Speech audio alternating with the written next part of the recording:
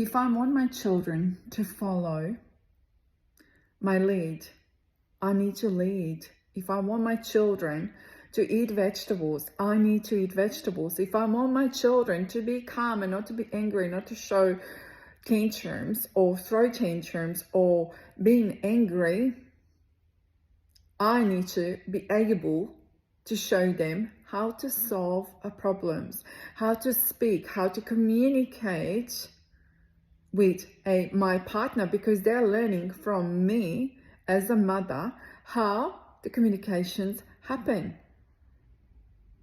And in a conscious parenting, I teach this all the time. So if you never listened to my mastermind class, please let me know and I can send you the link for it. Or you can send me a message and we can sit down and discuss what it is that in an inner child is absolutely triggering you. Are you thinking now you become a parent and it's your turn to show your parents how to be a good parent? If you're starting off from that point of view, you're starting from the ego.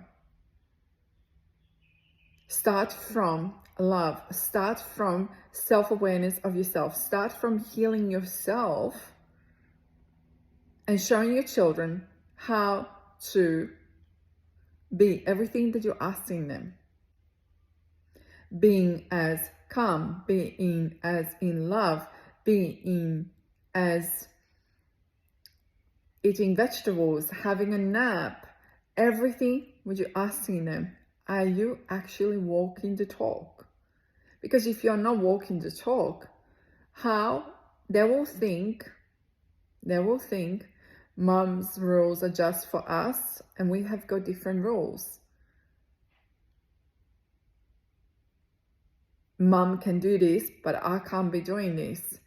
And again, I will say this, that there is always a variance where the children will do something that you're not doing it. And that's okay. I will say this again, that's okay. My son doesn't eat the cauliflower. I absolutely adore the cauliflower, but he will eat different vegetables. There is communication between the children and you. You explain to them what is it and why is it something that is super healthy for them to eat. Why do you believe they should not be eating this? And that's why, for example, is my daughter Lara, she's 19. She never had a burger from a fast food place, never. And I'm not gonna name those fast food chains, but she never did. She never did. Josh did at the age of probably about 14, 15, that he did with the boys after school, that they would have stopped by and he had it. He came home and he had stomach pains. And then he would say, Mom, I had stomach pains. And I said, what did you eat? I didn't even have to ask him. I knew it already. As with my energy healing, with my psychic, that I can see it what he was eating. And to help him, I didn't say to him, why did you eat such a thing? I knew it that he had to explore it to see it for himself, because his other friends were eating it. And he thought that that's normal to eat, that it's actually a food. But when he went into the pain, he realized what Mom was saying. It feels like a pain to me now, so it is a painful and it's not something healthy. And he understood why I do what I do at home for the food. Why my children can process emotions so much more faster. Yes, I do the energy healing for them. Yes, we talk and they can process it because some of those processes they learn, and they have got me 7 days a week at home to be available for them. So therefore they will process their emotions so much more faster. So you see them and you go like how they are the way they are. Compounding, consistency.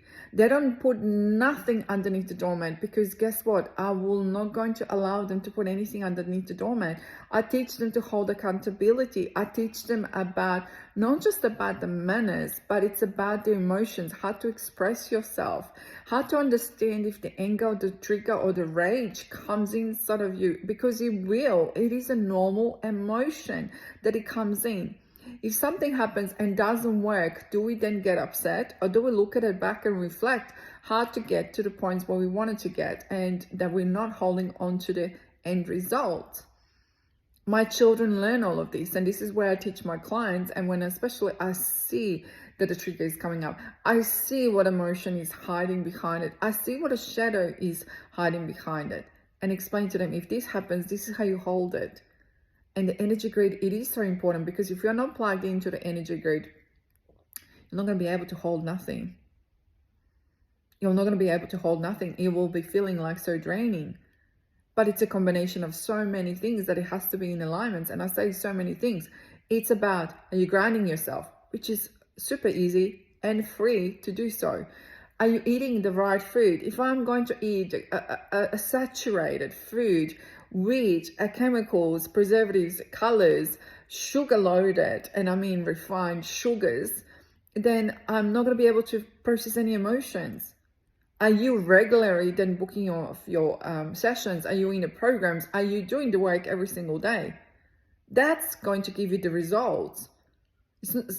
Things that were going to give you the results in a short term, and there is the things which are going to give you results in the long term, and there is the results which are going to give you results over the ancestral lining, which is with my children. And for me as a parent, as a legacy to leave for my children, to know more things than I did at the same age and even more in advance, for me, that's a bliss. As a parent, I can't ask for anything more.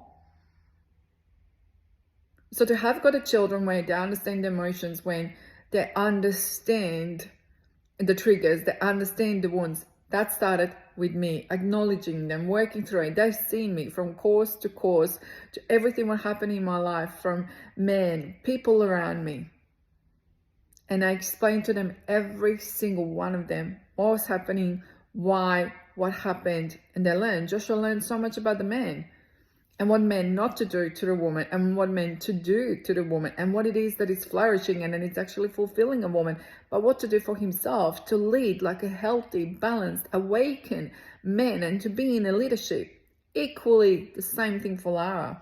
How to express herself, how not to close herself up. With all the events what happen in our life, how to be that beautiful feminine woman. And not a feminine woman, when I talk about it, it's emotionally a feminine woman.